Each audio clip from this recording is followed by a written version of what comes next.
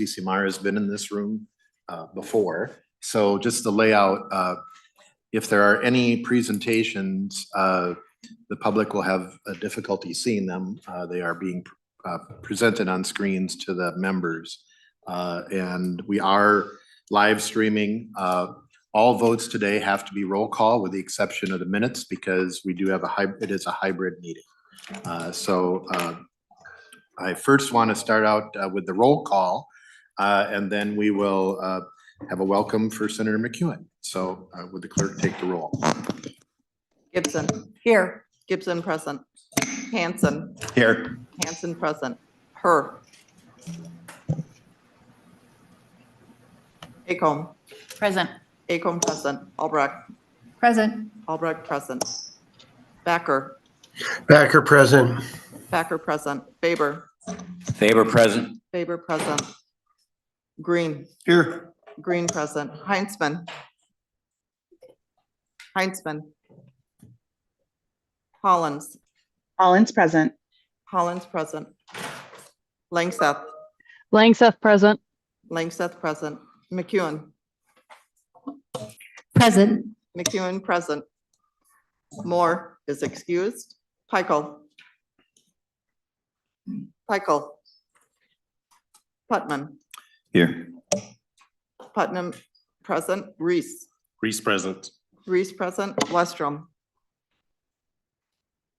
Present. Westrom present. Currently, there are 13 members present. The quorum is present. We want to welcome Senator McEwen to the membership of the commission. Now we are back at full strength. If you want to say a few words, Senator McEwen. Hello, everyone. State Senator Jen McEwen. It's a real honor to have been appointed to join all of you, and I really look forward to our work together. And I apologize, I just drove down from Duluth this morning, and I'm right here, so just collecting myself. But I really appreciate all of the work of this group, and so very excited to be part of it. Thank you. Welcome. And previously the commission has adopted a policy for retiring members to receive a plaque. So former Senator Morrison and Senator Dietzig will be getting that at some point here after we get our work done. Not today. Is there a motion to, let's take the minutes one at a time, to move the June 26th minutes? So moved. Commissioner Faber moves to approve the minutes for June 26th. Any discussion? All those in favor say aye. Aye. Aye. Opposed, nay. Ayes have it, the minutes are approved. Commissioner Faber. 27. Yep. Motion approved for June 27th. Commissioner Faber moves the minutes to approve the minutes for June 27th. Is there any discussion? Any discussion? All those in favor say aye. Aye. Opposed, nay. Ayes have it, the minutes for June 27th are approved. Motion to approve the minutes from June 28th. Commissioner Faber moves the minutes for June 28th, 2024. Is there any discussion? Any discussion? All those in favor say aye. Aye. Opposed, nay. Ayes have it, the minutes are approved. Congratulations, we've already got 3 motions done for the day. Members report potential conflicts of interest. Ms. Nash. Just to reference the memo and maybe to members. Commissioner Reese. Thank you, Mr. Chair. I'd like to declare conflicts of interest on 2025-078 Bradley Hines Agrivoltaics 2.0, as well as 2025-241 Joel Tellickson Foundational Precision Agriculture. Any other members?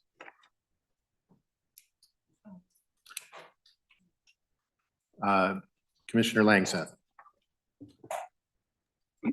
Yeah, thank you.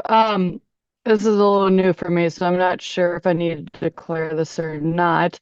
I do have a conflict of interest with project ID 2025-182, but not a direct personal financial interest. Any other members? Director's report. Ms. Nash. Good morning, members. I'm going to give you just a quick update on some of the work that staff has been doing since we've seen you last. Just some highlights. Final reports. We have some final reports from 2023 that we are still working through. As I mentioned, we have been really blessed to have some new staff join us in the last several months. They are getting up to speed. They've been getting trained and now are taking ownership of some of their own work plan portfolios. But in the meantime, we have a bit of a backlog that we're working through. So just to give you an update that we still have that work, that backlog. Thank project managers for their patience while staff is getting to things as quickly as we can. And those final reports from 2023 are one of those things that we're still trying to work through. In addition to that, we're going to have about 120 final reports that will be submitted to us on April 15th this year. So staff will be busy working through those from August through the rest of the year. Peer review, we are just finishing up the final 2 research proposals that were funded through 2024 that needed to undergo peer review, and those work plans are now on the agenda for you today for consideration of approval. We are getting ready for the peer review for the round of proposals that you're making recommendations on now. We had contracted out with an external entity to help us coordinate some of that peer review last year, and we are going to do that again as we work through our backlog to get some additional external assistance on that. So we're putting out an RFP for that work right now. For the 2024 work plans, we reviewed and accepted 98 of those 101 projects that were approved for funding last year. Again, 2 additional that are before you for approval today, and that brings our total active projects up to 450 that staff are currently overseeing. Those 450 active projects report to us at least twice annually with their status updates and budget reports, and then they also contact us in between updates with questions and or amendment requests if things, if the plans or budgets are going to change. And so that's what we have.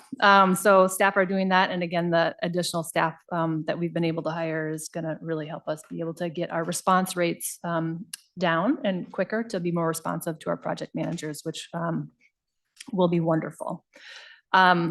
We do, as several of you may know, we have a statute that allows for the LCCMR and the Environment and Natural Resources Trust Fund to take ownership of any copyrights, patents, and royalties that are generated through investments from the Environment and Natural Resources Trust Fund.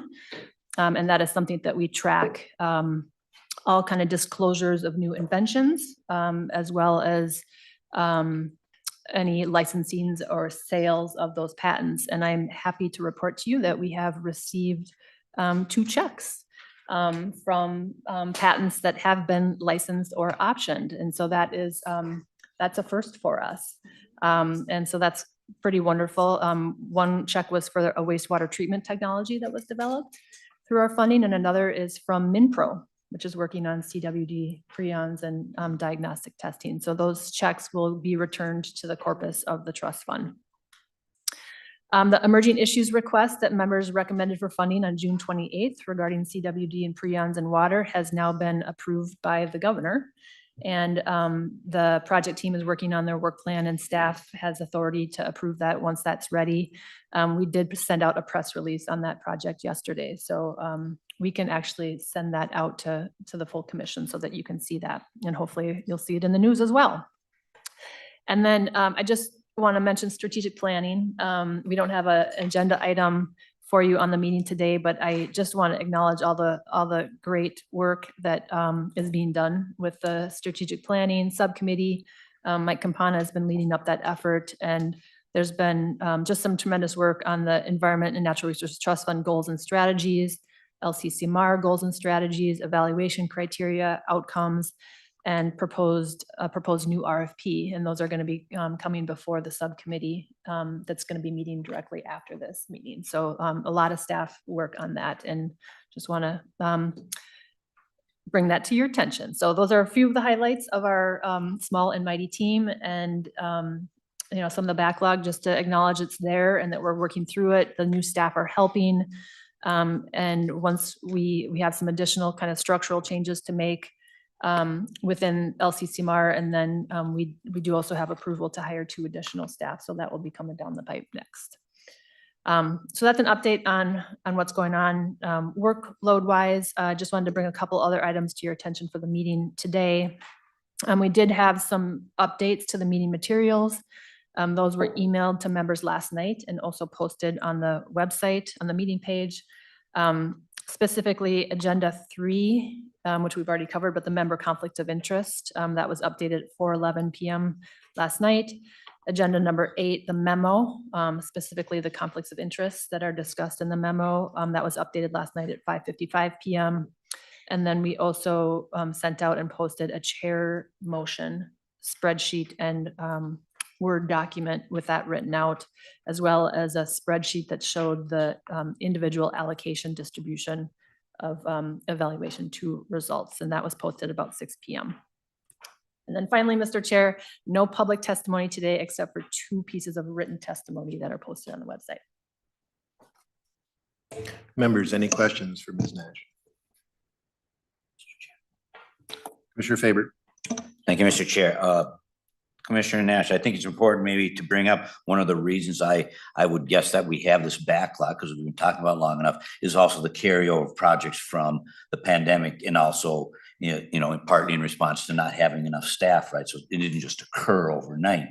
It's just something, I mean, we had how many projects that were all granted extensions of 1 to 2 years and so on. So I think in you know, on behalf of the staff and so on, it's not just something that you're not doing your work. It's because we had this backlog because of the pandemic and post-pandemic. So is that not correct?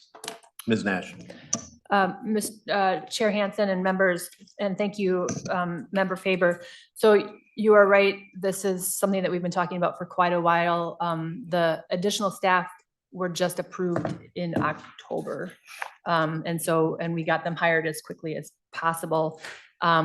So yeah, I think the waiting, you know, it took a while for the staff to get approved and then hired. And then also we do have 120 final reports coming to us this fall because yes, 2 years of projects were passed in the same year. So we have 2 years worth of projects that are graduating at the same time. But I also point out that while there are 120 that are kind of finishing up, we also have more money now, so that will be replaced potentially by 100, 120 projects that you recommend today. So it's a combination of several things, I'd say. Commissioner Faber. Thank you, Madam Chair. I also thought I wanted to bring that up because it's more important.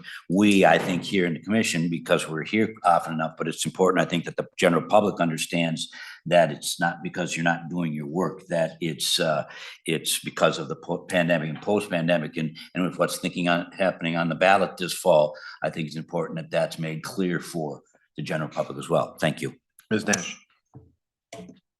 Commissioner Member Faber, I'm sorry, I skipped over your point about the pandemic. And yes, that was also, thank you. That also did cause some delays and extra work. So I appreciate you mentioning that. Members, any other questions? Commissioner Reese. Thank you, Mr. Chair. This question is for Director Nash. Just a little bit of more of an explanation on the conflict of interest policy. It seems like a conflict of interest is a conflict of interest, but it seems like we have different levels of conflict of interest, which results in different people with our commission members being able to vote and some not. So can you explain that a little bit more? Ms. Nash. Chair Hansen and members, yes, that was a good question. So LCCMR has always had a conflict of interest policy. So it's a perceived or real conflict of interest. It needs to be declared and managed. And most often that means that members need to recuse yourself from conversations, discussion about, and voting on specific projects for which you have a conflict of interest. In laws of 2023, our statute was updated to provide an additional consideration, and that is that if, and I should say previously, members would recuse themselves on the specific project, but when it came time to voting on the package, where it's all the projects, those members had traditionally still voted on the package or been allowed to vote on the package. Laws of 2023 changed that so that if the nature of the conflict of interest is a direct personal financial interest in the organization related to the proposal. If that organization is in the package, the member cannot vote on the package. And also the threshold at which the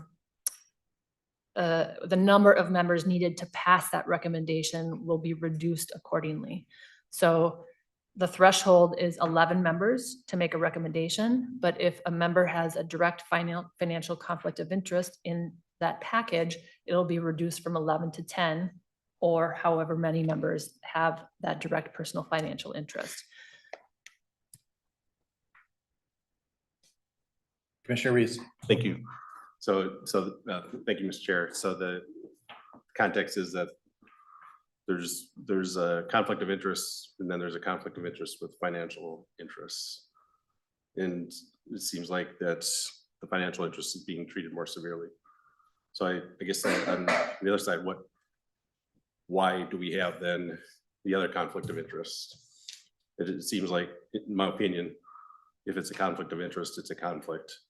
And I agree, shouldn't be able to vote on the total package, but it seems like we're parsing out things that are maybe shouldn't be parsed out. A conflict is a conflict, in my opinion. Could you address that? Exactly. Ms. Nash. Chair Hansen and members, the law changed, and so I'm just responding to the law that has changed. So I don't have a comment necessarily on why, or I mean, I could explain to you that, and I can pull up our conflict of interest policy, which is in our That's fine. I meeting. think that was an adequate answer that the law changed. So Okay. thank you. Thank you, Mr. Chair. Members, any other questions? I have one, Ms. Nash. So the 11-month backlog, when you're dealing with the projects that have come in, are you dealing with them in the order they came in? So the first in are the first processed? Ms. Nash. Chair Hansen, that is generally that's generally our practice, is that we take them in order in which they were submitted. Maybe I'll just leave it at that. Yeah, I mean, they're distributed among staff, so it also within the final reports, we're taking them in order, but also other things get put on our plate that become a priority to that. So it's not as straightforward as that, perhaps. And the reason I'm asking that is 11 months, you know, if we have to approve the final report, I'm using we here broadly, that's a long time to wait for that final payment. Exactly. And so if you get one done, you approve the one rather than waiting for like 10 to get done, right? It's as soon as it's done and approved, the reimbursement can occur. Ms. Nash. Chair Hansen, that is correct. As well, they're individual work plans. So as soon as they're finished, if we need revisions, we send them back. But as soon as they're ready to be approved, they're approved, and then payment is made, can be made. Senator Westrom. Mr. Chair, just on the conflict of interest, and maybe you or Senator Herr would have a better explanation, but I guess I'll start with Becca. Becca, just what would be the difference, or can you give us some examples of like the first level of conflict without direct financial reimbursement to your organization? I'm just trying to get a better idea of this provision that what would be some examples of the first level of a conflict of interest. Ms. Nash. Chair Hansen, Senator Westrom. So just maybe one simple example, a conflict of interest could be a member serving on the board of an organization. If that's a voluntary position, that is just a conflict of interest. If they're receiving payment for serving on the board, that would be a direct personal financial interest in the organization. Okay. Senator Westrom. All right, very good. I think that answers the question. Any other members? I have to squint to see the little hands up on the screen, so. Mr. Chair, Senator Westrom. just to follow up, if I may, Sure.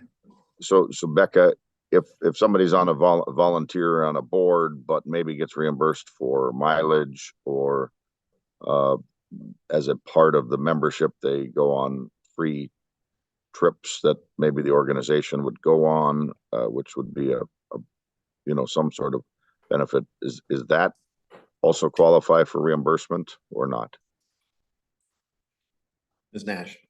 Chair Hansen, Senator Westrom. So I don't know about trips, but we have considered, any kind of per diem or reimbursement to be payment. Okay, so and Senator maybe I Westrom. can just use an example that I think is out there. The board of Minnesota U of M Board of Regents doesn't get paid to be on the board, but they do get reimbursed for expenses.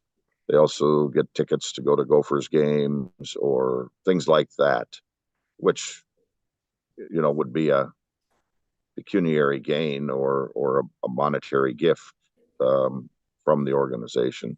Would those types of gifts be viewed as financial gain or some financial reimbursement? Nash. Chair Hansen, Senator Westrom, I would have to think about that, and I should also just give the caveat that I try not to be the the final decider in these instances. It's a little yeah, so I typically seek external assistance in interpreting and applying these laws. So I would have to think about that and look into it and consult with others before I could give you an answer on that. Very good. And I don't know, Mr. Chair, I don't know Senator if Westrom. you're familiar with the law change. Do you have any thoughts on it? Otherwise, maybe it's something we should just get a little more clarification on, because it could have, could have some long-term interpretation that we probably should figure out right away. Senator Westrom, the precedent looking at is, the LCCMR is a legislative commission. So it's part of the legislative branch. And as legislators, we have a responsibility to declare when we're voting a conflict of interest. And the direct financial interest you have, if you're receiving payment, and that's where the reimbursement comes in. We also cannot accept a payment to go speak or something like that, an honorarium either. But we do often, members will serve on boards without compensation, but they also serve on boards with, we'll get a per diem today. So I think the precedent that's there, I'm not, I haven't served on the higher ed committee, and I'm not sure about the Board of Regents on what their policy is, but as a legislative commission within the legislative branch, the precedent that we'd follow would be what we have to do as legislators, and the transaction to money, I think, is the demonstrable effect. All right, thank you. Any other questions?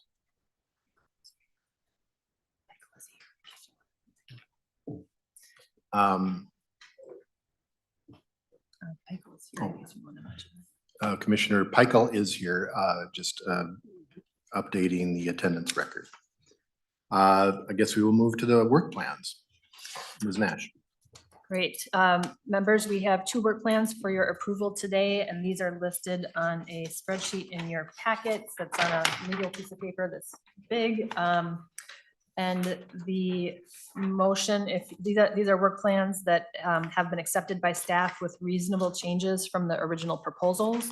There are some work plan approval notes and contingencies provided. And if so inclined, a motion could be to approve from the spreadsheet titled Environment and Natural Resources Trust Fund, final work plan review and approval for July 31st, lines 3 and 4, along with the approval notes and contingencies listed on the spreadsheet. Commissioner Faber, Mr. Chair, I move to approve the line 3 and 4 on the sheet that was provided for us for approval. Thank you. Commissioner Faber moves. Is there any discussion? Any discussion? The clerk will take the roll. Gibson, Yes. Gibson, yes. Hansen, Yes. Hansen, yes. Her. Her. Acom, Yes. Acom, yes. Albrecht, Yes. Albrecht, yes. Backer, Backer, yes. Backer, yes. Green. No. Green, no. Heinzman,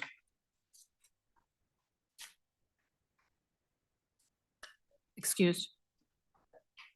excused.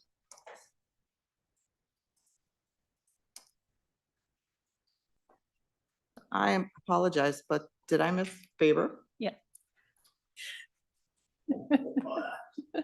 Faber, aye. Faber, yes. Hollins, Collins, yes. Hollins, yes. Langseth, Langseth, yes. Langseth, yes. McEwen, McEwen, yes. McEwen, yes. Morris, excused. Pikel, Pikel, yes. Pikel, yes. Putnam, Yes. Putnam, yes. Reese, Yes. Reese, yes. Westrom, Western, yes. Westrom, yes. Currently, there are 13 yes, 1 no. Motion is approved. Next up, Ms. Nash. Members, we have a current project update for you. I'd like to welcome the presenters to the podium when you're ready. This is a project called Upper St. Anthony Falls Enhancement. It has evolved in some interesting ways, and so we invited the project manager, Kirsty Duvall, and Owamni Yamni Okadayapi, Executive Director Shelley Buck, to provide us an update. Okay. is it Welcome, on? Director Buck. And we do have slides, if those could be launched. Oh, okay, I can, Just a moment for technical I can. adaptation.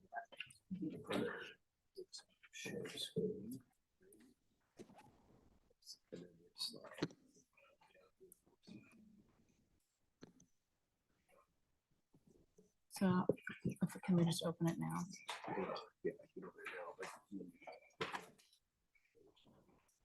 Okay.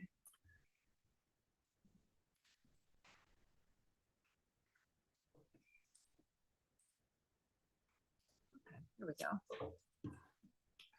Perfect. Welcome, Director Buck. Chair Hansen, members, Hamatakoyepi, Chante Washtea, Nape Chu Japi, Dakota Ia, Pate Wichota, Makiapie, Washichu Ia, Shelley Buck, Makiapie. I said, hello, my relatives. I greet you with a good heart and handshake. My Dakota name is Manny Buffalo. My English name is Shelley Buck. I am, as Ms. Nash said, I am the Executive Director or President of Owamni Yomni Okodayapi, and very good on pronouncing that. Congratulations. And we're excited to be here to talk about some updates on our project. If you want to go to the next slide. And I would just want to start out by saying, Pida o Yayapi. We want to thank each and every one of you for one, supporting us and continuing and supporting us in this project. It's been really heartwarming to move to this project from tribal leadership, and having all the support is amazing that we have on this project. So Pidama Unyayapi. With the project vision, we really want to make this a groundbreaking effort to bring back and celebrate the Dakota history and culture at this site. This site is a very significant site for the Dakota people, and we have virtually been erased from the Twin Cities area and much of Minnesota, even though Minnesota is our traditional homelands. Our creation story has us coming into human form here in Minnesota from the waters of Minnesota. So we're really excited for this project. We are working to transform the 5.2 acres at the heart of Minneapolis's riverfront into a place of healing, restoration, education, and connection. And this is for not only our people, the Dakota people, but for all people who enjoy the river. We know we're not the only ones who find the place special. Everyone has a different way they view the area, and we want to make it a better place for everyone. So our vision is grounded in Dakota principles such as Mitakuye Owasso, we are all relatives, which is our worldview, as well as Mini Witoni, water is life. And restoring the Dakota culture and indigenous landscapes. At this site, this is from our season 1, before I was president of the organization. We really wanted to capture that this was a sacred site of the Dakota people, that this was a special place with a lot of power. That little circle oval down on the right that looks like a bunch of little white dots, that was Witawanachi, or Spirit Island. It was a place where our people would go to pray, our women would go to give birth. So there's a lot of power and significance in this area. And we really want to recapture that. Even though Spirit Island's no longer there, that power, that spirit, that life force is still there. So we really want to honor her and bring her back, as well as honoring the river and the relatives that once lived there, and some are even coming back. We have restoring the Dakota culture and indigenous landscape. We really think it's important. Some people don't understand that the culture, the Dakota culture, and excuse me, environmental restoration are connected. They're intertwined. You can't have one without the other.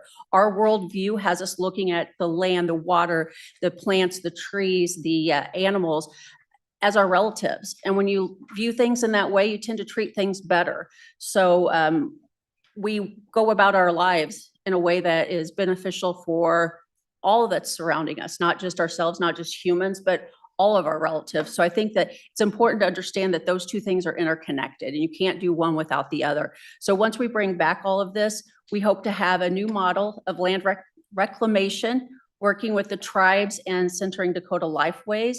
And that's something I've been very proud of. The 4 Dakota tribes here in the state have been partnering with us on this and really helping us along the process.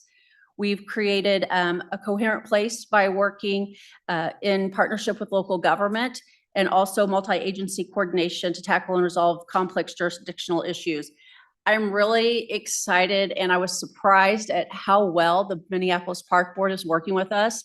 We are working on a coordination agreement with them, and because of our partnership with them and the vision that they see for their part of this area, that land that they own there, our scope is actually expanding into some Park Board lands.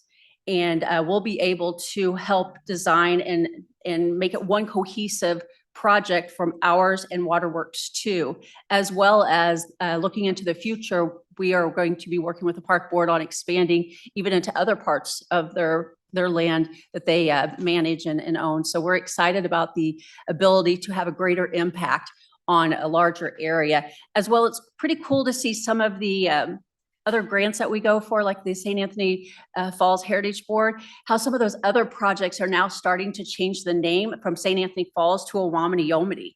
So their projects will be named Owamini Yomini whatever. So it's pretty cool to see the impact we've been able to have on this just in the year or 18 months that I've been on. And then, of course, designing to have a return or a homecoming for our people. As you know, 1863, we were exiled from the state of Minnesota. Some of us did find a way to stay back, but a lot of our people are still exiled, and this is their homelands as well. And we want them to feel welcome when they come back and visit. We want them to feel like they have a place to come back and pray to and do the ceremonies that they once did. Now I'll turn it over to Kirsty. Yeah, and so just on the more detailed update, first of all, we want to thank you again for extending our appropriation to 2027 this year. Those delays that were beyond our control, just due to internal work that the U.S. Army Corps needed to do and funding they needed to pursue to expand their scope of study, did slow us down. And so we do appreciate very much the opportunity to extend. As you recall, we have 3 activities with you: acquisition to secure the land, program. And so we did actually complete activity 2, a program and partnership study. And then activity 3, those capital improvements. And we seek to complete restoration of the site, and transform it from an industrial site to a living landscape. On activity 1, and I just want to maybe back up one moment just to bring Senator McEwen up to speed. We have been at this for a while, and the congressional delegation has been deeply supportive and involved for years. Excuse me. This was originally part of the 3-lock disposition study that the Army Corps was doing. In 2018, we worked with the delegation to separate the upper lock from the other 2 and expedite work there because there was such community consensus about it having a special role. And then further in the Water Resources Development Act of 2020, Congress directed the Corps to convey this land to the city or its designee, which led to actually an MOU being signed between our organization, the city, and the Park Board. And we've been working very closely together ever since. So progress on activity 1, OO signed a 25-year lease with the Army Corps in March, and that was really as an interim step. We did secure it for 25 years because we understand the parameters of the state in order to provide funding, but our intent is fee title ownership by the end of 2025. So we engaged with the 4 Dakota nations and their tribal councils on the question of ownership. The city and we together engaged an attorney and engaged also with those tribal councils and their legal experts to discuss ownership. The tribes did agree that OO should be the interim owner or the fee title owner rather than, for instance, the Park Board. And so OO and the city came to consensus terms for OO to become the fee title owner of the land once it's conveyed by the Corps in 2025. We administered a competitive bid to select a multidisciplinary consultant team, which that team is now on board. It is led by our Dakota Knowledge Keepers, but includes very names you would recognize like GGN and HDR on design and engineering, because we understand this project is both cultural wisdom as well as engineering complexity.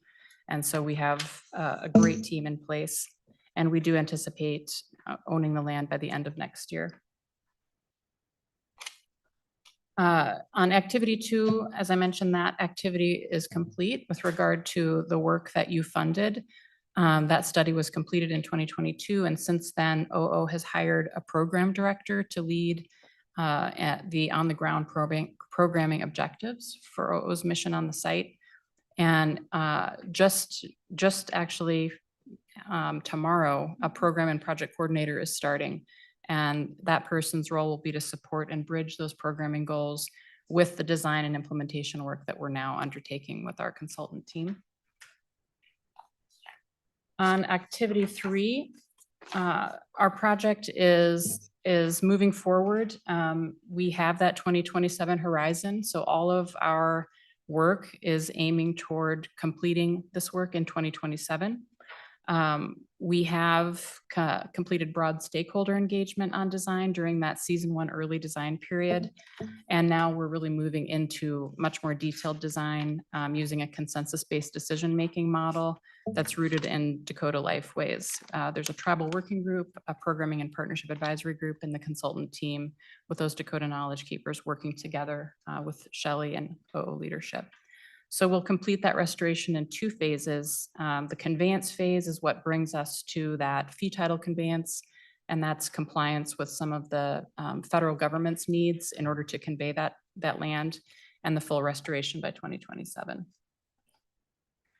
So the organization is also evolving over this period from an organization whose capacity was primarily focused on gaining site control, planning, and engagement, to an organization that will actually be owning and operating a project. And so you can see those milestones on the timeline at the bottom there.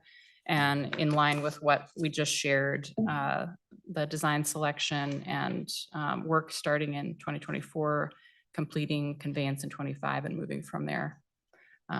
So I think that's the detailed update, and we would welcome questions. I do have just one other thing I forgot to say that I think is really exciting and pretty profound as a Dakota woman.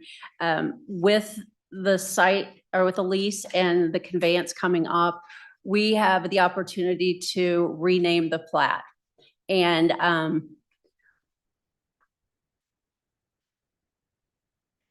we decided to name it Owamni Yomni.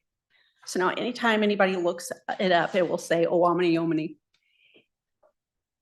And I didn't know how profound that was until I thought about that. Until someone said, anytime anybody looks it up, it'll say Owamni Yomni. So we're finally starting to see our place back in our homelands.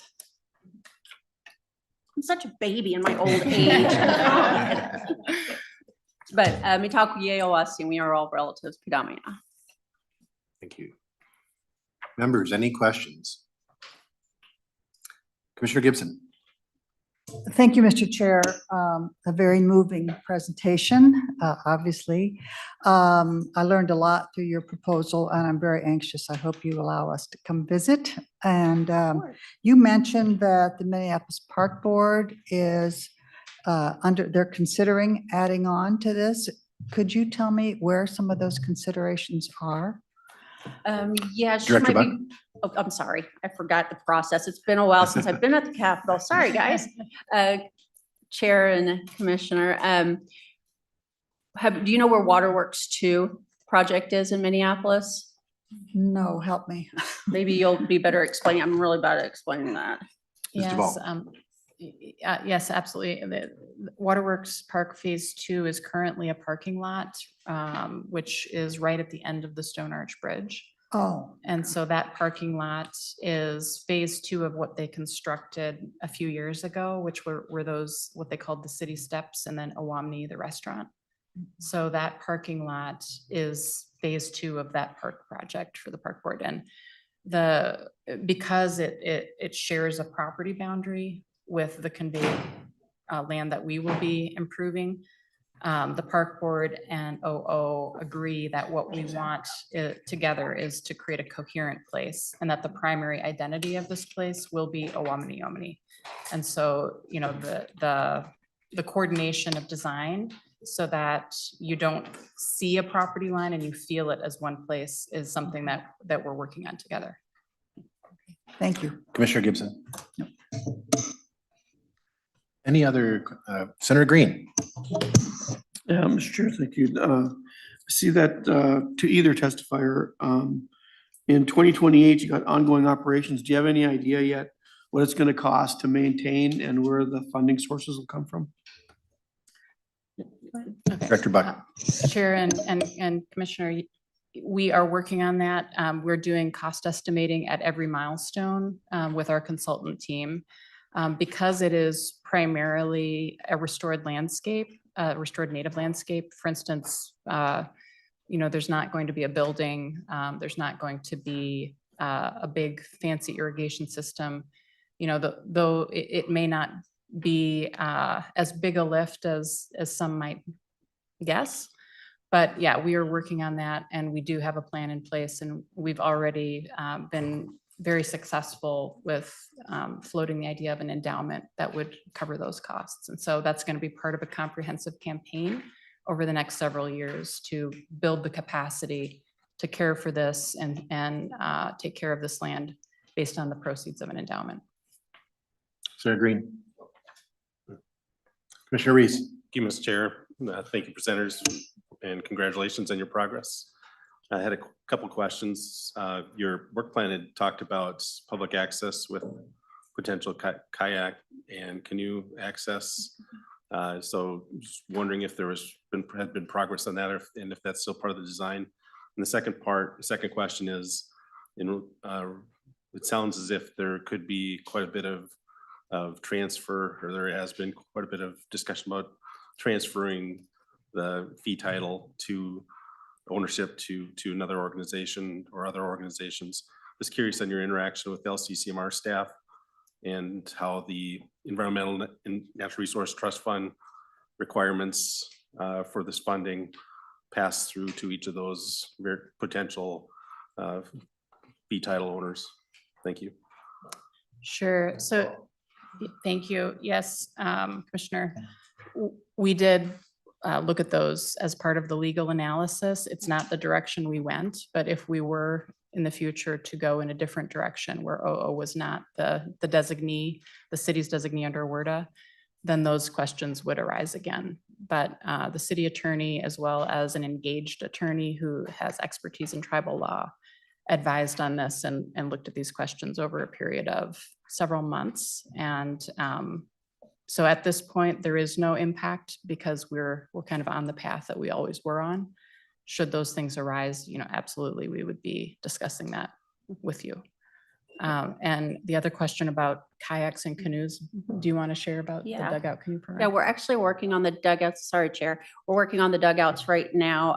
Our program director is doing an apprenticeship type thing, learning about the dugout canoes and how to make them. He knows about the dugout canoes. He's just never made them before. So we're working on the redundancy of that. We only know 1 or 2 people that know how to do that. So we want to have him taught on that so we can continue the program if something should happen to those 2 people. So we're actually right now at the Shepherd Farm in Cottage Grove. They're allowing us to have some of their space to house the dugout canoes.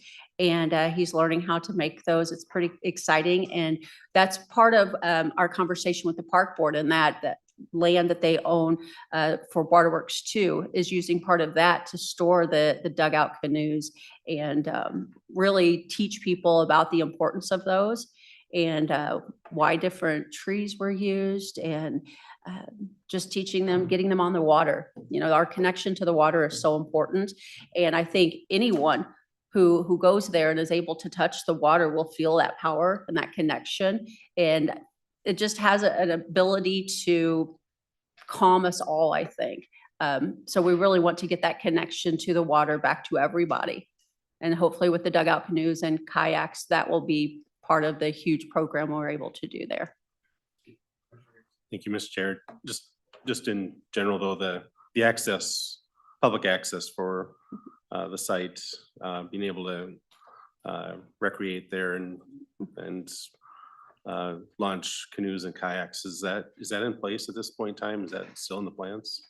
That is, Commissioner, one of the consensus terms of the city for OO to become the designee to own the land is to maintain that public access. And those are things that we care about just as much as the city and the state. We understand it's a place for everyone. But we also understand that for the first time in the historic district, there will be a presence of the original people and the original history and a living culture for the first time, which is pretty significant. And we think people are going to be pretty excited about that. Yeah, Mr. Chair, I just wanted to comment on the dugout. I think that's an important part of the culture to maintain. So I didn't mean to dismiss that. So thank you. Yeah. Well, and as Dakota people, we share. We include everybody. We don't exclude people. It's not in our culture to exclude people. And if you see someone, a Dakota, excluding people, they're not following the traditional ways, because we're all inclusive. And it's not just two-leggeds, it's all of our relatives. We want a place that welcomes the birds. We have 2 muskrats now that have come back there. It's pretty exciting. We thought it was one, and the other day we were on a tour there, doing a tour there, and found a second one. So it's pretty exciting to see the life come back. So we want it to be a welcoming place for all our relatives. Any questions? Oh, a couple more questions. So I'm going to go to Senator McEwen first and then back to Commissioner Gibson. Thank you, Mr. Chair. I just had a question about the tribal consultation. I find it sort of interesting that there was consultation with the 4 Dakota nations, and that the end result of the ownership decision was that the fee title would go to your organization rather than to the tribes themselves. And I just wonder if you could give us a little bit more information about what that consultation looked like, and just some background on that. Thanks. And wonderful project. Congratulations. It sounds wonderful. Director Buck. Chair, Commissioner, we met with the 4 tribes individually as well as together, their leadership. We've attended periodically their Dakota Tribal Leaders meetings that they have to present the project, give them updates just like this. And we really worked with them on what this place could be. They decided ultimately that they didn't want to expend the money to restore stolen land. And we understand that. And as a former tribal leader, I can't tell you how many times that we got projects like this saying, oh, you want to be a part of it? We need money. Well, sorry, you know, we're not going to pay to restore stolen land. So that was one of my missions when I came on. Everyone knows, I say it all the time, or I did say it, I don't have to now. We're not going to ask them for money.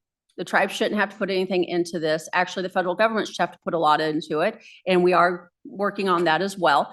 But yeah, we want to make sure that they have a say in it, and it's as if it were their land and fee, but they don't have to pay for the work to be done there. So that is something that we've taken on and decided to go along with. And if the tribes choose to keep us as the owners, and we will more than happy keep it. Otherwise, down the road, if they choose to own it, we would like to work with them on that.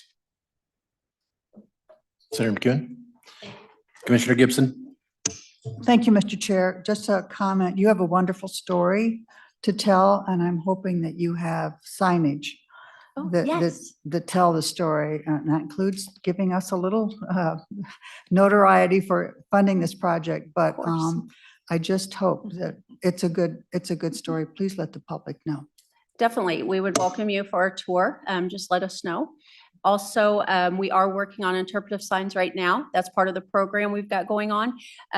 There are, I think, 6 locations where you scan a QR code and wherever you're looking at it, it'll tell you what you're looking at in Dakota. It will be translated into English, and it'll be on the sign as well in Dakota and English, so you can understand the translation and see it, because some of us are visual people. And so you go to one of 6 of the areas, scan it, you'll hear Dakota translated English, and you'll know what you're looking at and what the significance is of that. We're hoping to get those in before fall. We were hoping to get them in sooner, but getting the approvals. This is a very complex site. There's many jurisdictions there. So we have to work with multiple jurisdictions depending on where the signing location is going to be. It's amazing that I think even just within the 3-acre part of the site, we've had to go to 3 different jurisdictions to request to put temporary signs up. But we had a really wonderful multi-agency partnering meeting just last week, and everybody's there. I mean, MnDOT is there, the DNR is there, the park board, the city, Hennepin County. I mean, literally, they all need to be there in order to make decisions, and everyone has been extremely excited and supportive of the project. I can't tell you how exciting it is coming from tribal leadership, where usually we're going on the defense and we're having, confrontational meetings and such, to come to a project like this where everyone is so supportive and so willing to see this project come to fruition. And it just makes my heart happy to see the support we have here from everybody. Members, any other questions? Any online? Thank you. Thank you. Thank you.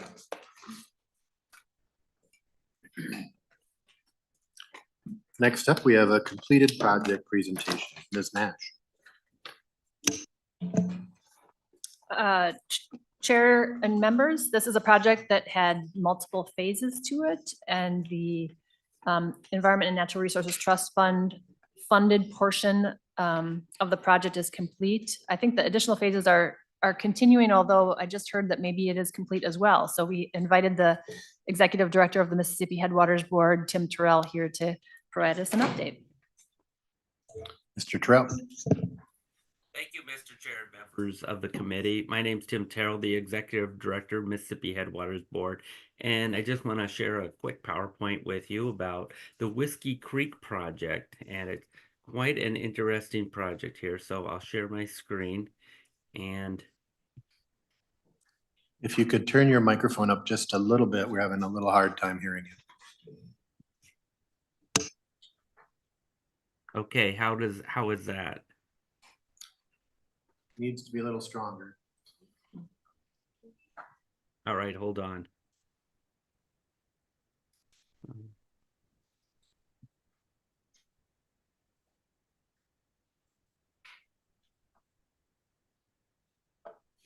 We're working on it on this end as well. Try it now.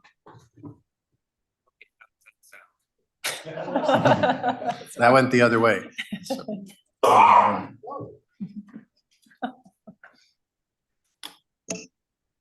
that help at all? No, Okay, I'm trying to turn it up here. You're there, getting louder. that's better. Perfect. Yep, go ahead. Great. Okay, so I'll ask the traditional question. Can everybody see my screen? It's the presenter view though. And not the audience, but we can. And Ms. Nash. Chair Tim, you may want to put it in, there you go. Perfect. Great. Thank you so much. Just a little technical before we start. So this is the LCCMR project that you funded. It was for an acquisition, but it's hard to talk about this project without talking about the whole project in its entirety. So the LCCMR portion is about the acquisition, and there's plenty enough to talk about that. Quite an interesting project. It's located in Baxter, Minnesota. This is the area. It's 400. Let me reduce my footprint here while I'm talking. The project's on 371 and it contains 400 acres of impervious surface. So this is Highway 371 and that is Fleet Farm. And you can obviously see where the project is. It's an old abandoned golf course. But yeah, 400 acres of impervious surface, and this was never treated. It's just running right into what's called Whiskey Creek, which outlets into the Mississippi River. So a little bit about our project history. It was identified way back in 2013 as a project to capture quite a bit of runoff. And the Mississippi Headwaters Board did a study on, I think it was 12 cities that are on the Mississippi River.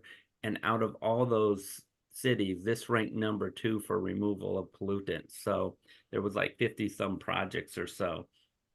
So very high looked at place that we could really do the best to help protect the Mississippi River. The city entered into a purchase agreement with Good Samaritan because they were the landowner and they wanted to acquire 13 acres of the former golf course. So the city of Baxter called me and we decided to write an LCC and apply for an LCCMR grant for $500,000. And of course, at the same time, the Board of Waters, the Crow Wing Soil and Water Conservation District decided to apply for a Board of Water and Soil Resources grant through the Clean Water Fund for the project as well to actually implement stormwater pollution prevention practices. So basically, we got the money for construction through the Clean Water Program in 2020, and then in 2021, obviously you have to own the land before you can start doing anything on it. We got the LCCMR grant, so that was able to begin the acquisition. Then in 2022, we were required, as in every acquisition, that you're required to do a phase 1 assessment, and we discovered mercury. And one of the things that we learned is up till I think it was 1990, it was totally legal to put mercury on the tee boxes on golf courses because it's a really great fungicide. It does a really good job at killing everything. Unfortunately, it's very expensive, so it was only used in small amounts. But over a period of time, that built up. And so what we had HR Green kind of look at it, and one of their remediation experts looked at it and said, I've never seen so much mercury on a site before, and they've been doing it for like 15 years. So it was kind of interesting because we, in 2022 to 2023, remediation plans were drafted, and we were just finding the extent, especially on that 13 acres, because we wanted to see what to do next. But pretty much that's where the project stood still, because you couldn't get any remediation money because it was a not a pre-existing condition, but it was legal to do that. So there wasn't really any funds. So I kind of recognized by myself that we needed to look for a non-traditional way to look at getting this, because you can't acquisition a project if it has an environmental pollutant like that on it. So I went around it and I noticed we were a little bit shy in the Hope area, as it's been a whole year and there's been basically no movement at all.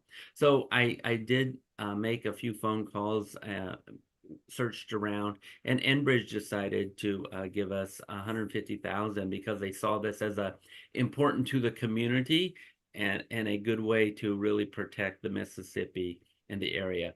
With that, that brought in some, that got momentum going. And so then in June, July of 2023, Good Samaritan actually got the funding. And I just want to say, by the way, LCCMR or state money could not be used to clean up this area. It had to be alternative sources of funding or other sources of funding. So Good Samaritan, they completed the remediation. The city purchased it. And actually in spring of 2024, the project is completed. So that's where we're at now. The project goal was to reduce the total suspended solids and also treat the total phosphorus in stormwater runoff. What's really, here's just some example of some designs. I've actually got some pictures in case you want, but there's kind of a forebay that captures all the sediment and phosphorus before it starts running through the system. But the total suspended solids, I mean, 78% and total phosphorus 50%. Those are incredible numbers. I mean, you normally don't get that. And that's why this was out of 12, 13 cities. This was ranked number 2. It's just incredible that we could get that much removal from the system. So this stormwater system is doing a good job. This is just kind of a schedule of what was in, but the vegetation is planted and it is growing. Now we get to the numbers, but first of all, look how many partners it took to really get this going. This wasn't just a Mississippi Headwaters Board LCCMR thing. It took a lot of partners to really, and a lot of different funds. But if you look up in the corner, there's some dollar cost. We got 500,000 from LCCMR. Of course, the acquisition cost 643 total. Remediation, I mean, that 150,000 was just seed money. So that required some funding as well. And then, of course, the construction cost way exceeded the grant of 890,000. But if you look at the sources of funding, you can see that the city of Baxter put a lot of funding into it because of the fact that they really, they saw this as in the next 5 years, some of this stuff will probably be mandatory through Minnesota Pollution Control Agency regulations or rules. So they thought this is just something that we really need to do. And that's kind of what's, I mean, HR Green put in $47,000 of in-kind service that they didn't get paid for it to, because there was a lot of stoppage and a lot of conversation about how we're going to get a lot of that remediation money. So as it went down, the project was completed and Good Samaritan won a Community Conservationist Award, because at any time, even though we were working on the funding, this was not a revenue positive situation for them. But they still decided that they understood that, but they said this is more of a community thing and we know it will help the community. So they kept with it the whole time. So this project could have ended at any time, but they still kept with it through negotiations with the cities, and it worked out. And just kind of showing you some pictures, this is kind of what it looks like at scale, a little bit bigger there. I think this picture probably shows the big site in the big picture there. In the background, that's Fleet Farm there. So it kind of gives you an idea. And I do have some drone footage here right there. This is kind of before the project began. That's Whiskey Creek and the former golf course. You can take a look at that and see what's going on. I'll fast forward just a little bit. And then we'll get to oh, this is still pre-construction, but we still keep moving forward. And then we start looking at the next phase where they're actually doing construction there, and you see the trucks. And if you notice in the upper right-hand corner, that's the dirt pile being created from removal of the fill. And that will be kind of interesting in the next picture, because the next picture is actually October, when the project is still being worked on but nearly complete. And you'll see how big that dirt pile gets in the next few slides here. There's a lot of talk about this. A lot of community members a lot of people in the community were saying they're building a water slide there, or a new ski hill in Brainerd, in Baxter, or, you know, just a lot of different community talk going around. But this is just kind of some of the final projects in October. You notice the trees are turning colors, but none of this could have been done without the support from the LCCMR and the Environmental Natural Resources Trust Fund, along with the Board of Water and Soil Resources and the Clean Water Fund, and everybody just kind of working together. So it really takes a community to build something like this, and this is going to have enduring benefits for the longest time. So with that, if any of you have any questions for me, I'd be happy to entertain them. Members, any questions? Commissioner Albrecht. Thank you, Mr. Chair. Thanks, Tim, for your presentation. When I came to your annual meeting last fall, I was really excited to see the progress that you've made on this. And I want to say kudos to the city of Baxter for really taking the lead on making sure this gets done, in their city administrator Brad and all the partners that you put together. I remember at that meeting, we talked a bit about MnDOT making a new interchange there at 210 and 371, and the potential for that interchange to also maybe bring money to this project, because it would use it as a site for their right-of-way runoff and whatnot. And I was just wondering if there's any movement on that particular part of this project. Thanks. Director Trail. So, Mr. Chair and members of the committee, there is actually movement. MnDOT actually got approval. I think it was $52 million to do that interchange.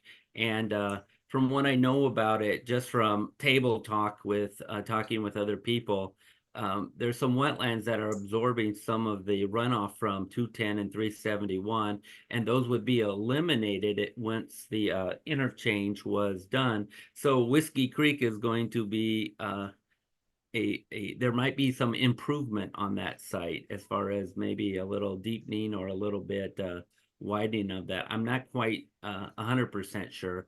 Plus, there needs to be the fill that is, you saw that gigantic fill pile, that's already been sold to a contractor, and they're using that dirt. So they're recouping some of these costs, but over a long time. But yes, MnDOT is moving forward. They got approval from, I don't know if it's from the legislature or the state. I'm not sure all those processes, but it's going to happen in 2020.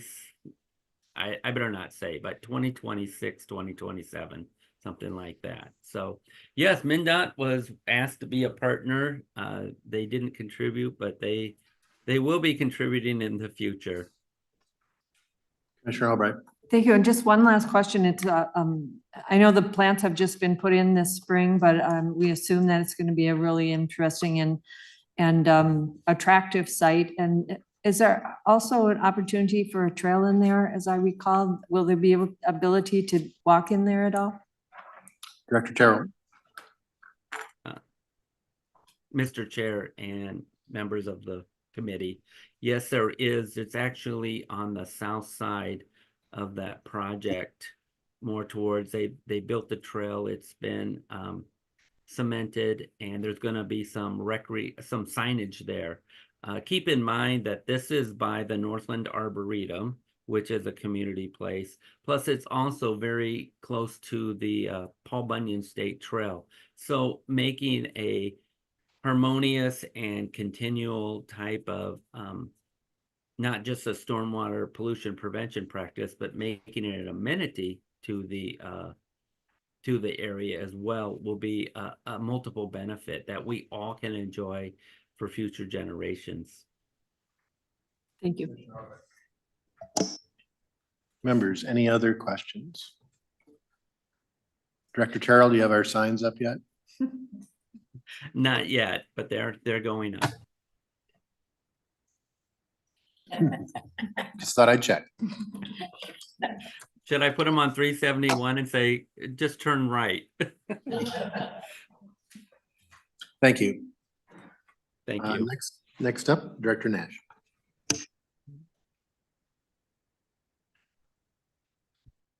Okay, members, it is time for proposal allocation recommendations. And there's a memo in your packets and online and several spreadsheets, and I'll try to mention them here when I get to the relevant points. I'm not going to read the memo. I'll just give you the highlights.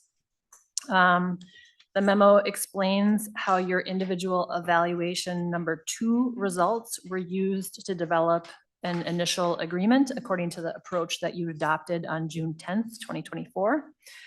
We use the number of members allocating funds to a specific proposal in order to show those proposals in order of high to low on the spreadsheet. And then within those, what we are calling tiers, those are the proposals that all receive the allocations from the same number of members. Within those tiers, proposals are sorted by proposal ID number. We then worked down the list until the available funds were spent using the average amount allocated by those members allocating funds to those proposals. When you were conducting evaluation number 2, members were provided with $100 million to individually allocate as you saw fit. Subsequently, though, we learned that closer to $103 million was available. Therefore, we drew that cutoff line at both the thresholds for the 100 million and the 103 million based on the average allocation amounts. And then we left it for the commission to decide which threshold it wants to use for the cutoff. One of the cutoffs results in an over allocation and the other results in an under allocation. And so in the memo, we provided some options for your consideration on how to handle those over or under allocations. We sent those results and the memo to members and posted them to the meeting page on July 21st. And we asked for members to submit any additional options they would like considered so that we staff could perform some calculations in advance to ensure that you have good information on which to act today. The co-chairs submitted an alternate option, which was sent to members and posted to the meeting page last night, July 30th. And that is seen on a spreadsheet that has some purple shading on it.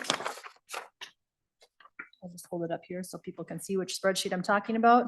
This shows both the options that are in the staff memo as well as the chair option on the right-hand column. And there's also a chair motion that's written out on a Word document as well. So staff recommend that before taking any formal action today, members discuss the results as well as options for collective decision-making. As a reminder, if you would like any conditions on your recommendations, those should be included in your motion today. There is one condition that will be assumed if you vote to recommend funding, and that is shown as a staff note on a different spreadsheet, which is the one that has all the member and staff comments on it. And the condition that would be assumed is on line, let me just make sure, line 47. And that is, say line 47 on page 5. And that is just by nature of your recommendation. We're assuming that an exception to a general requirement is being granted. The memo also notes who has a reported conflict of interest for which proposals and if that conflict constitutes a direct personal financial interest in an organization. Members are not allowed to discuss or vote on specific proposals for which they have a conflict of interest. Additionally, and as we discussed earlier today, according to the law passed in 2023, a member is not allowed to vote on a final LCCMR recommendation package if they have a direct financial interest related to one or more organizations considered in the recommendation. The threshold for passing a recommendation is adjusted downward for each member with a conflict of this nature. So we said in the memo that at the 100 million cutoff, which is those proposals that were selected by 8 or more members, there is 1 member who must refrain from voting on the package, and therefore an affirmative vote of 10 members is needed for a recommendation. And then if you go down to the 103 million cutoff, which is those selected by 7 or more members, there are 2 members who must refrain from voting on the package, and therefore an affirmative vote of 9 members is needed for a recommendation. Chair Hansen, I can provide more explanation about any part of those steps or actions for you today, or I can just stand for questions if there are any. Commissioner Gibson. Thank you, Mr. Chair. I am going to move the chair's position, but before I do that, I would just like to remind everybody this is the culmination of a lot of good work that we have done throughout the summer. We've learned a lot. We have highlighted some great projects and I think really fulfilled our mission of investing in our natural resources across the state. I love the presentations. They're always interesting. I've learned a lot. So what I would like to propose is that we pick the best of the projects. We went through 2 evaluations, and in both cases, the majority or at least half of the LCCMR members liked these projects. So, so what you will see in my motion is that those that got 8 and above will be moved forward. So my motion reads as follows. I move to recommend all proposals selected by 8 or more members at the average allocation as shown on the attached allocation spreadsheet dated June 21st, 2024. Members 2025 RFP LCCMR proposal allocation initial agreement as of July 21st, 2024, and use the remaining $3.3 million to make the following adjustments. Increase the average allocation to the full amount request for all proposals selected by 14 or 15 members. That is lines 9 through 39. Increase the average allocation amount by 9% or to the full amount, full request amount, which is ever less for all proposals selected by 13 members. That's lines 40 through 73.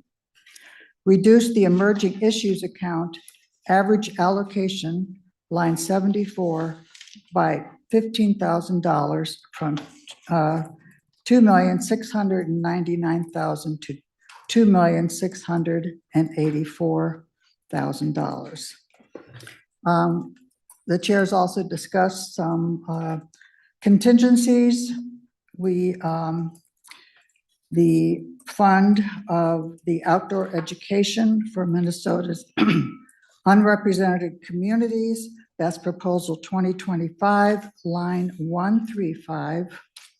The Environmental Trust Fund may not be used to purchase firearms, crossbows, and ammunitions. And the reason we said that, we have a liability issue, and when guns, or if they got misused, they would come after the Environmental Trust Fund, and they would go after the deepest pocket, and we don't want that. And it reminded me of what we did when we interviewed and made insurances that people that work with children have passed all the legal requirements. Number two, that contingency would, on proposals 317, 239, and 250, we want to emphasize that they evaluate the environmental benefits of crops and cropping systems, water quality, biodiversity, and soil health should be emphasized and may not be used for marketing crops. So additionally, to request staff development draft bill language for review by the commission and to allow the staff to make small dollar amount and technical changes as needed to correct any errors.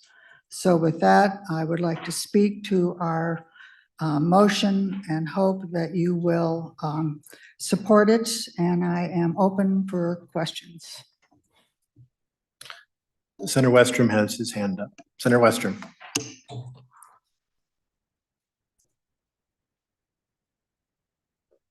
Mr. Chair, I guess I'd like to have some further discussion, but before we move on this, I would like to have discussion about one of the other ideas we had, which was to also fund project 7 and above, because there was just 3 of them, as I recall. They were very close. We've got a lot of money in the emerging issues account as a result of 8 and above, with the thresholds of funding that people had allocated. And so I wanted to just start with a question to Nancy about if she'd be amenable to that, or any thoughts about if we would try to do 7 and above. And I think we could work that out pretty easy. Chair Gibson Member Gibson, would that be an amenable amendment if we could work up just changing 8 to 7, and then just there'd be a few other tweaks financially, but wondering if that'd be something we could work out. That's the direction I'd like to talk about us going. Just be clear, this is now the time we should discuss everything on this. So Commissioner Gibson. Thank you, Mr. Chair, and thank you, Senator Westrom. I looked at those in 7 and 6 and all the numbers. And what I saw, not once but twice, the commission members did not support them. In addition, in a few of those, staff also, they certainly go through a lot more scrutiny than I think the commission members do, because they had the follow through of doing our projects, and they ranked some of them low. So I am going to stick with my motion that we do 8 and above. Senator Westrom.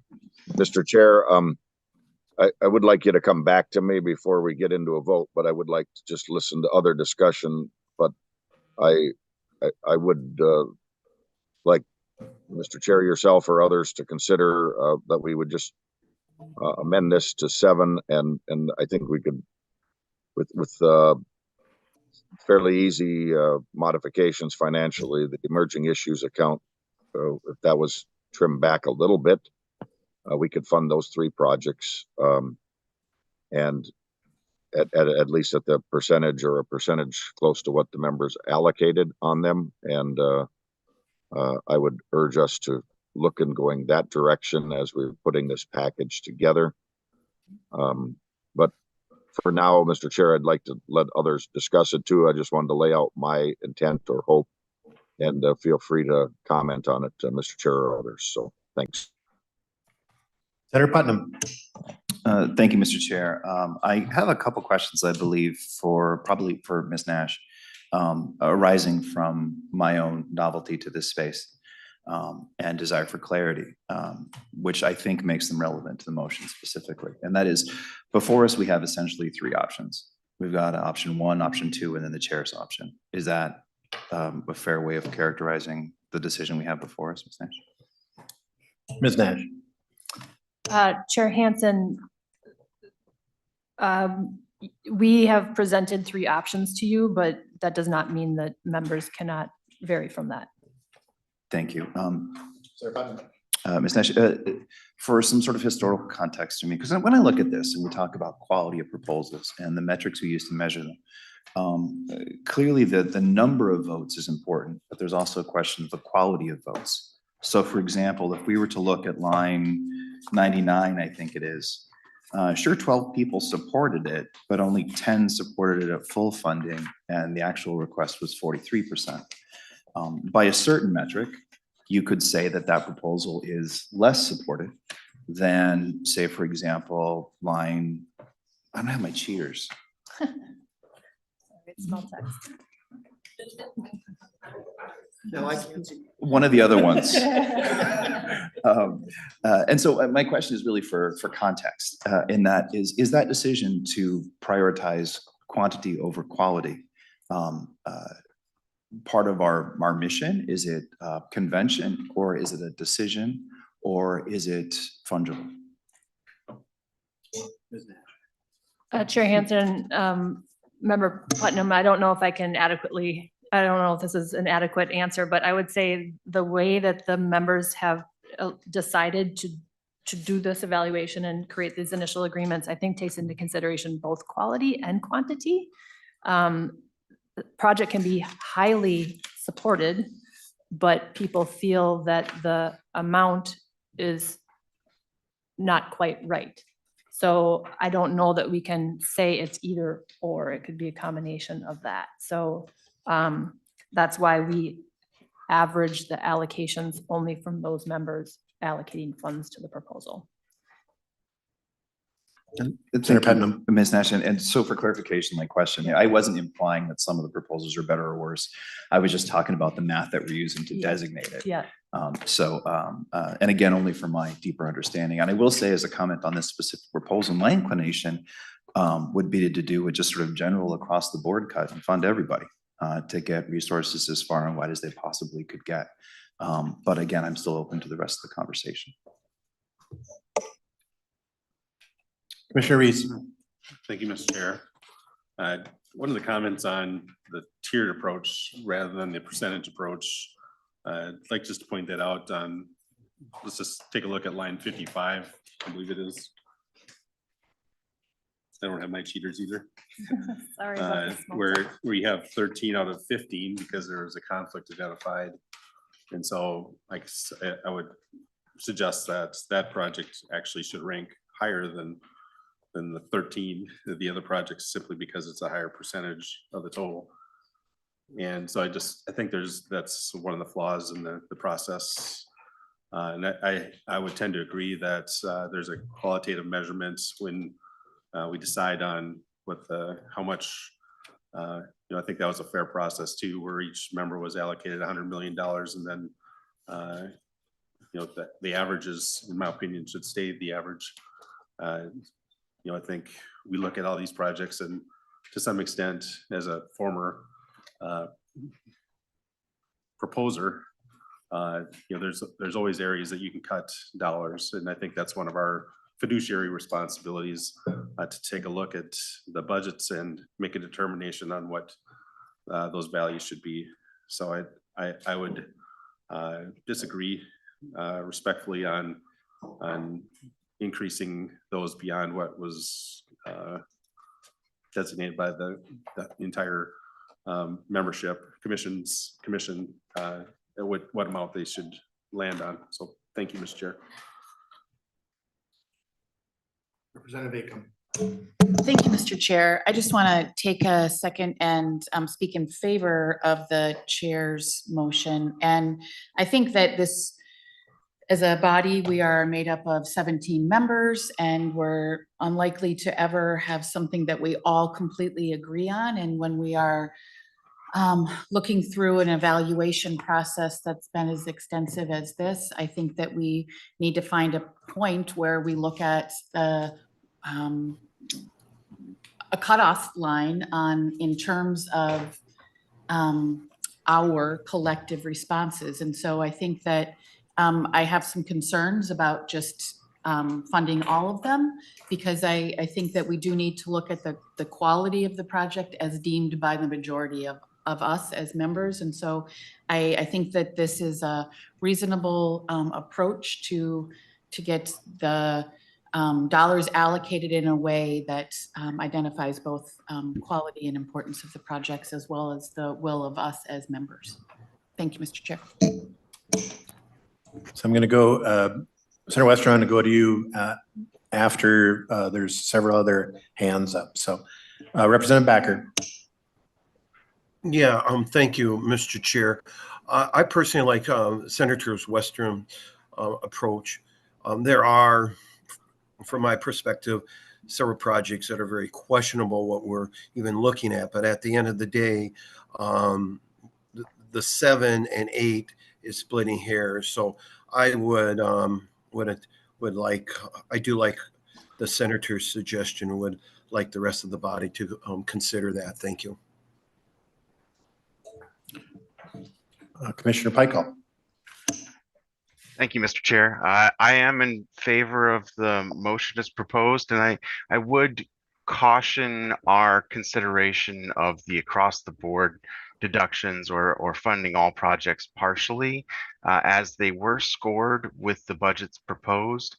There could be scope adjustments that are encountered as a result of these fractional deductions of the budget that they proposed, and that could, you know, if we were to reassess the project as defined by that refined budget, impact the way that it would score and be supported. So I get nervous when we start guessing that proposers are throwing extra pork or something in their proposal or budget, that they could, you know, tighten their belt. I believe that they probably did their best efforts in proposing these projects as they are written.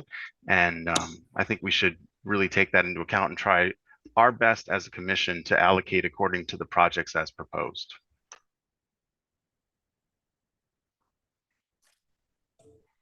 Members, any other questions before I go to Senator Westrom? Representative Backer, did you want to speak again? If I apologize if you were still.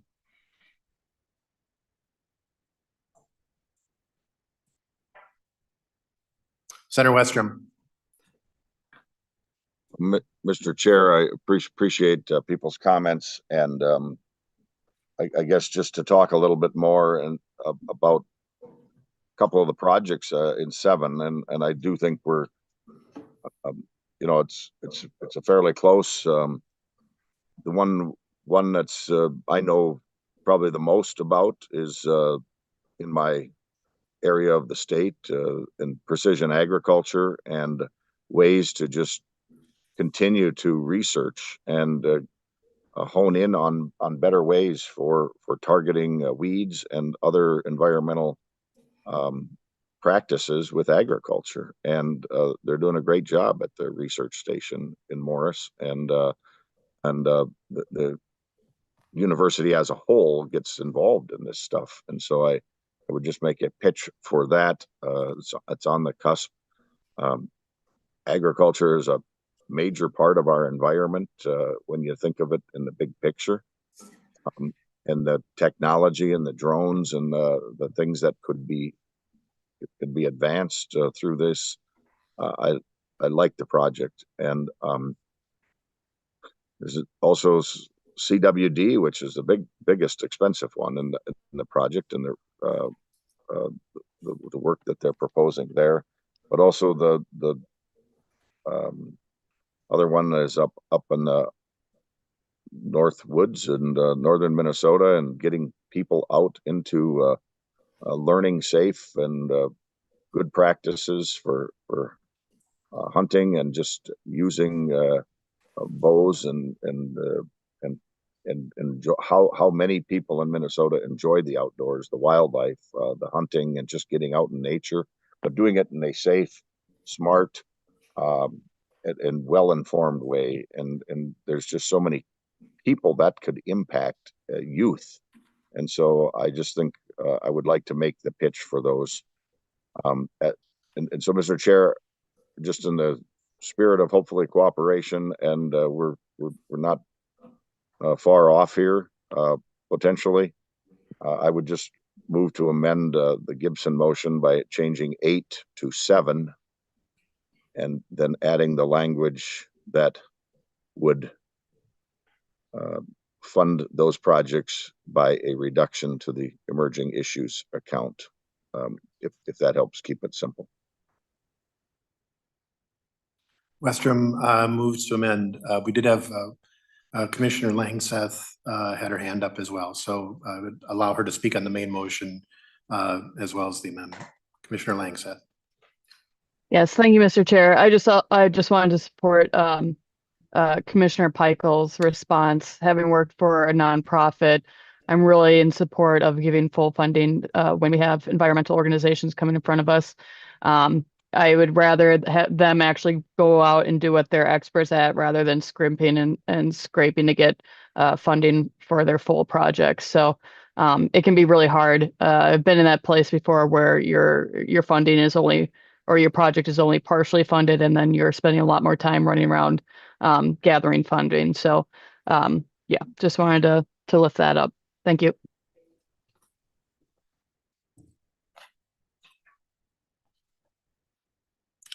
I move recess to the college yard. We are in recess.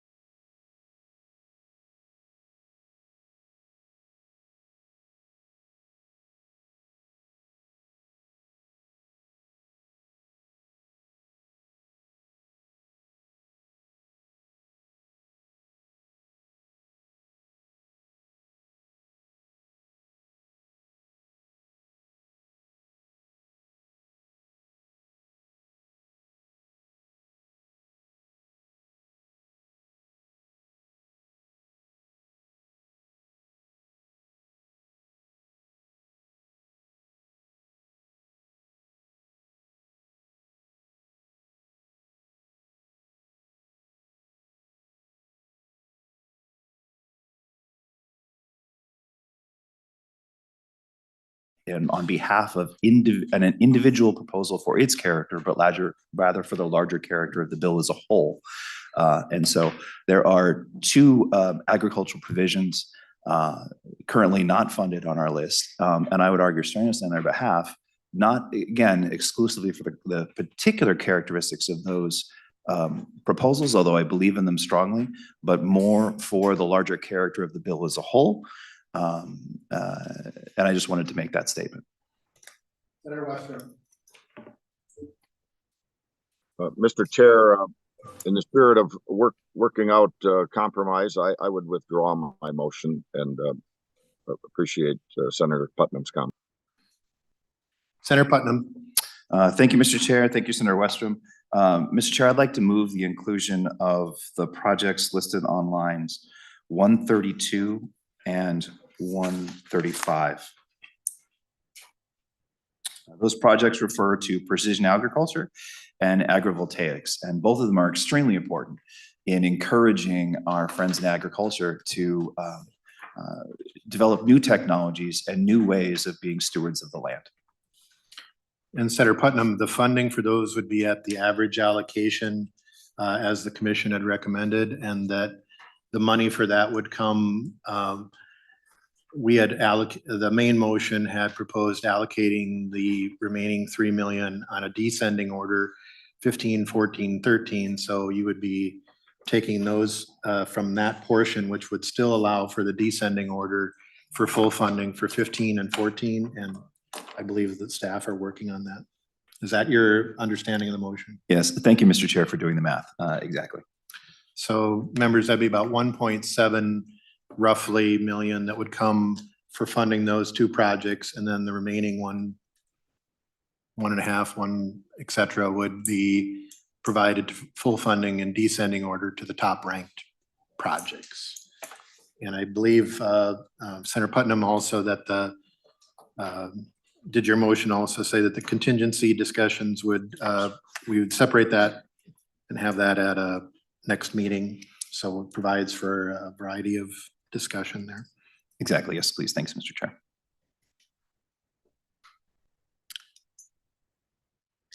Commissioner Gibson. Thank you. Thank you, Mr. Chair, and thank you, Senator Putnam. Just so I'm clear, so it is 1.7. I'm looking at both of these. Is that correct? And then, so those projects, 15 and 16 will be fully funded with the leftover. And what will be left after that? So I'm trying to get the final math here, and I think maybe staff's working on it. So, Michael. okay. Or Hold Mike off can on pan. that question. Mr. Chair, Commissioner Gibson, taking fully funding 14 and 15, keeping 13 at the average allocation amount and funding those additional two projects at the average allocation amount, there would need to be $2,000 taken out of the emerging issues account to make that work. Senator Putnam, is that included in your motion? Yes, that is included in my motion. Thank you, Mr. Chair. Commissioner Gibson. Yes, thank you, Senator Putnam. I will accept that amendment and appreciate your effort working on it. And those of all the commission members, I know we work hard. We don't always have agreements, but this is how the bill gets done. So I would like to endorse this amendment and hope that we can move forth with my amendment then. I'm going to have to change the numbers, but maybe, all right, let me try. Well, I think we just, let's adopt the amendment, and Okay. then we'll move to the main motion as amended, and we'll have it restated by staff. Is there anyone else wanting to discuss the amendment? The clerk will take the roll on the Putnam amendment. Gibson. Yes. Gibson, yes. Hansen. Yes. Hansen, yes. Her is excused. Acom. Yes. Acom, yes. Thacker. I'm sorry, Albrecht. Yes. Albrecht, yes. Thacker. Thacker. Faber, Favor, aye. Faber, yes. Green, Yes. Green, yes. Heinzman. Heinzman is excused. Hollins, Collins, yes. Hollins, yes. Langseth, Langseth, yes. Langseth, yes. McEwen, Yes. McEwen, yes. Moore is excused. Pikel, Michael, yes. Pikel, yes. Putnam, Putnam, yes. Putnam, yes. Reese, Abstain due to conflict. Reese abstained. Westrom, Westrom, yes. Westrom, yes. Currently, there are 12 yes, 0 no. Main motion as amended. Commissioner Gibson. Thank you, Mr. Chair. I'm going to have to do math on my feet. Okay. If you would help me, Senator, over there. So I'll move to recommend all projects 8 or more with the addition of line item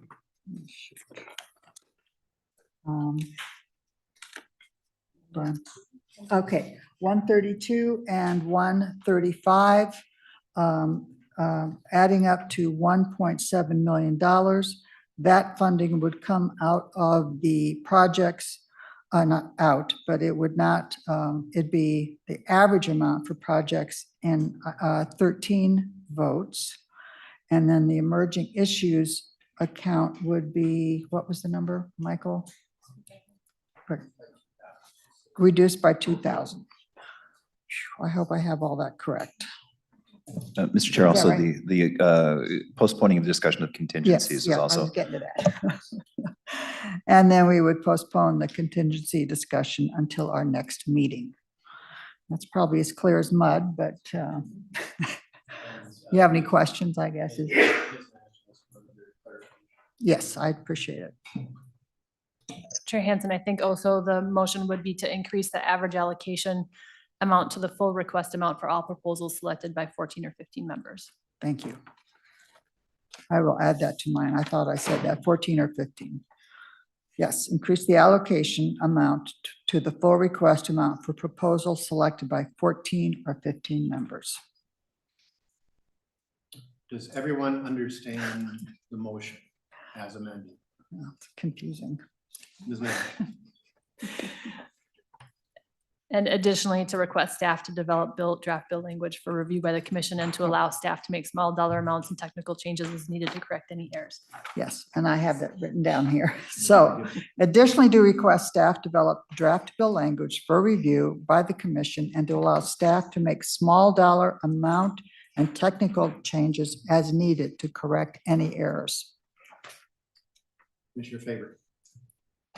I was gonna joking say, could you repeat that? I can try. Do you really want to hear it? Let me, is there anyone else who needs clarification Yeah. or fully informed and ready to vote? Clerk will take the roll. Gibson, Yes. Gibson, yes. Hansen, Yes. Hansen, yes. Her is excused. Acom, Yes. Acom, yes. Albrecht, Yes. Albrecht, yes. Backer, Backer, no. Backer, no. Faber, Favor, aye. Faber, yes. Green, No. Green, no. Heinzman.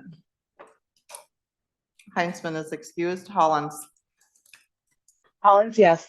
Hollins, yes. Langseth, Langseth, yes. Langseth, yes. McEwen, McEwen, yes. McEwen, yes. Moore is excused. Pikel, Michael, yes. Pikel, yes. Putnam, Putnam, yes. Putnam, yes. Reese, Abstain. Reese abstained. Westrom, Yes. Westrom, yes. Currently, there are 11 yes, 2 no. We have a recommendation from the LCCMR to the legislature. Congratulations. Ms. Nash, what is the next item of business? I think Commissioner Gibson. Thank you. I just want to thank the staff. They worked late, they worked long hours. They put together all these different formulas. And I know how hard it is, so I just want to give a big kudos to the staff, all the staff led by Becca, and just thanks. You make all this possible. Thank you.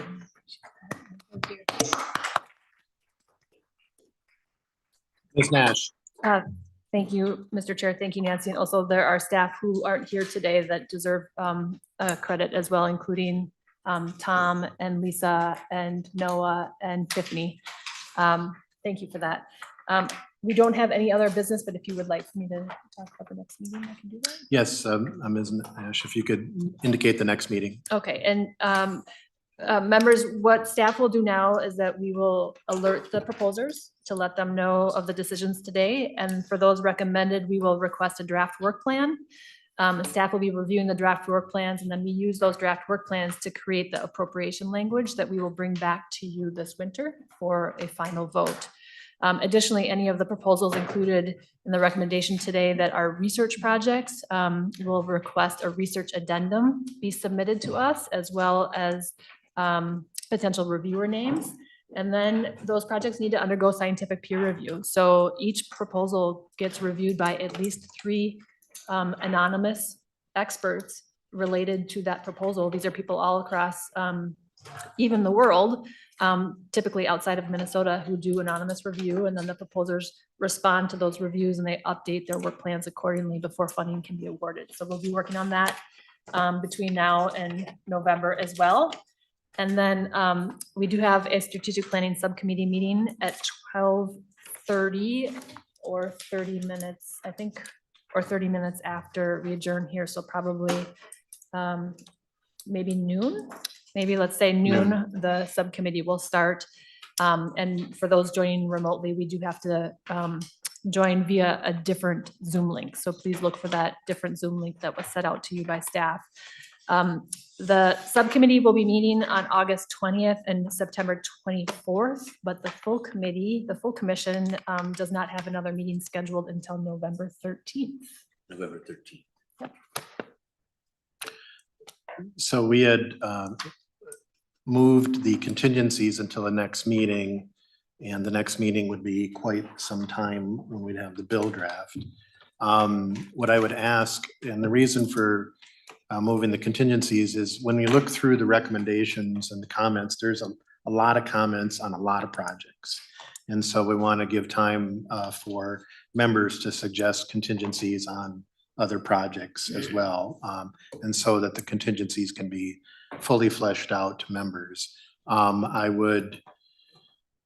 Maybe we need to have an executive committee to compile those to send out to the members earlier than November, and that we could do, why don't we give a date when contingencies must be in on projects of, I was looking for you to write a date down. Oh, sorry. You could say by August 20th. August 20th is what I was thinking as well. So August 20th, seriously, I love it. It's my parents' anniversary, so I remember August. August 20th, members to get contingencies in, and then we try, I'm not saying the executive committee approves or not of that, but we compile them and get them out to members. And then we perhaps look at having another meeting in September or something. That maybe could be virtual. I know people are very busy. Senator Westrom. Mr. Chair, you just covered what I was going to talk about or check on the contingencies, but that answered the question, and thank you for that. Any other questions or comments? Commissioner Albright.